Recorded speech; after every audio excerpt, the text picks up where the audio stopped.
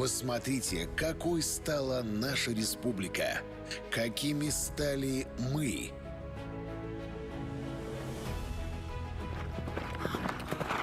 Из тьмы веков мы вернулись в родовые башни. Мы чтим память поколений и несем их мудрость дальше. Их умения и опыт мы используем по-новому. Мы храним нашу землю, бережем всех ее детей, лелеем всходы. Для нас каждый сосед добрый, каждый гость долгожданный, каждый враг проигравший.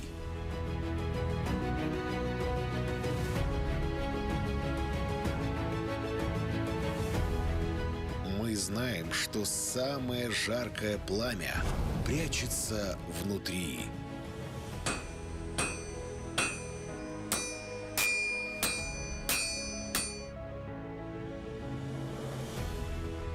Что настоящее мужество не проявляется без повода.